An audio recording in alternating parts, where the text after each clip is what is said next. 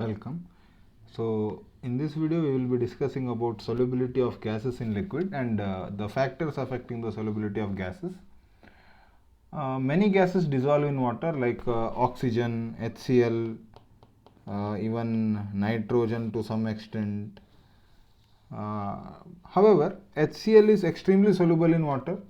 It is highly soluble in water, but O2, N2 are very less soluble. Oxygen has hardly a small quantity of it dissolved in cold water. Now, what are the factors which affect? We see that the solubility of gases is greatly affected by temperature and pressure. Temperature and pressure. They both affect the solubility greatly. So let us see how does temperature affect. So effect of temperature on solubility of gases. So in general, with increase in temperature, the solubility decreases. So we can write increase in temperature,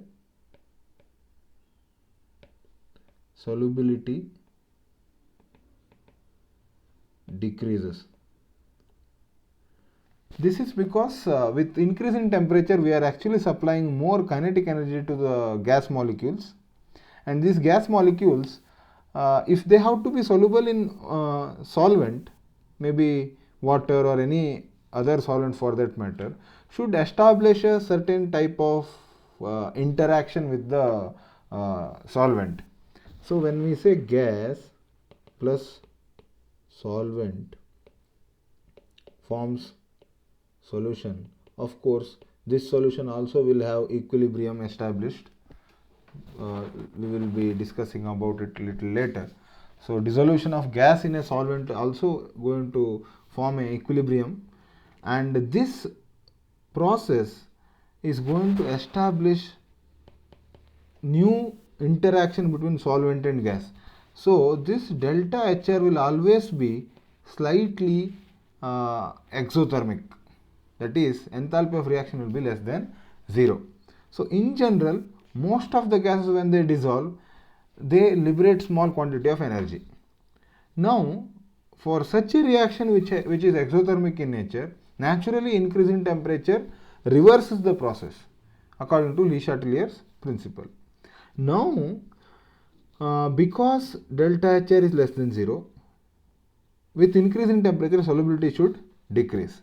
This is one explanation. Another explanation is that using kinetic energy, because the gas which is interacting with the solvent is getting heated.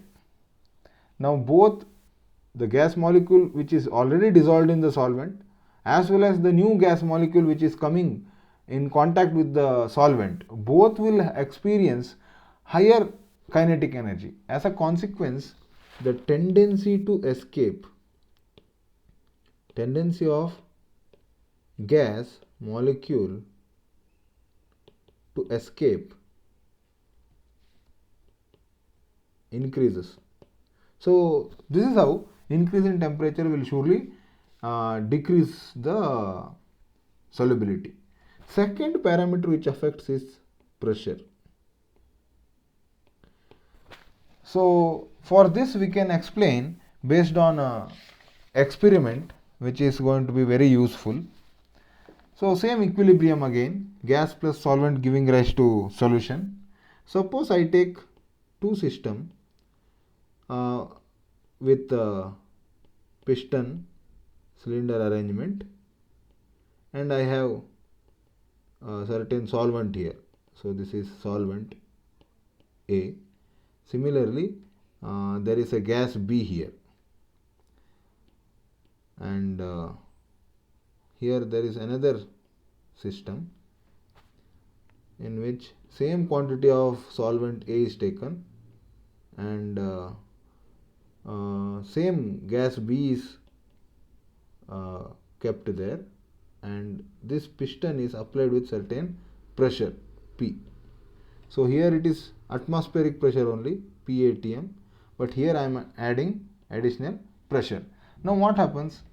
The pressure of gas above the liquid surface will increase in this case. So case 2 will have higher pressure of gas above the liquid than case 1. Now as a consequence, what happens? The gas particles here are very few, but here the gas particles per unit volume will be very high.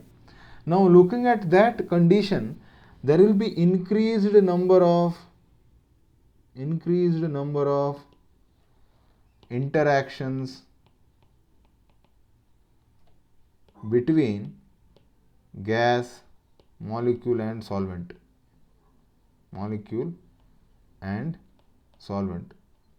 So because there is increased number of interactions between gas, molecule and solvent, there is a higher chance that the gas gets dissolved in the solvent.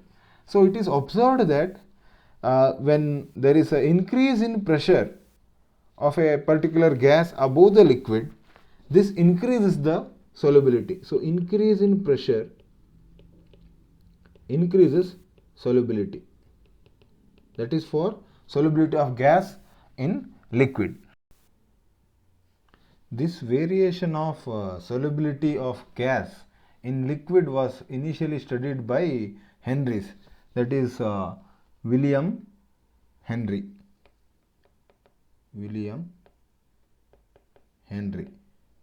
So we call this law as Henry's law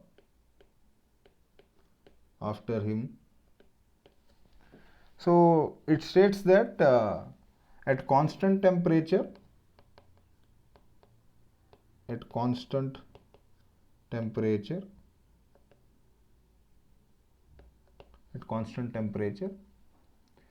the solubility of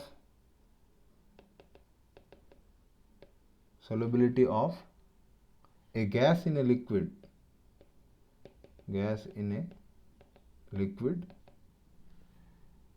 is directly proportional to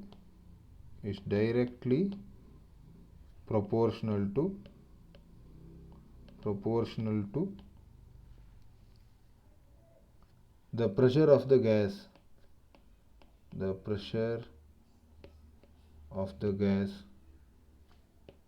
above it. So this law was slightly modified later on because a contemporary scientist of Henry, Dalton, he also concluded independently that the solubility of a gas in a liquid solution is a function of partial pressure of the gas.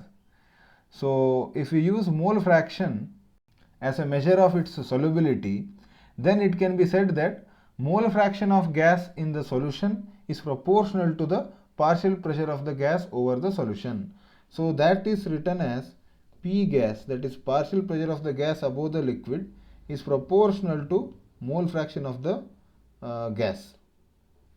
So this is how mole fraction of gas, which actually indicates the concentration of gas in the solvent, is related to partial pressure of the gas above the liquid. So to state Henry's law according to this is very simple.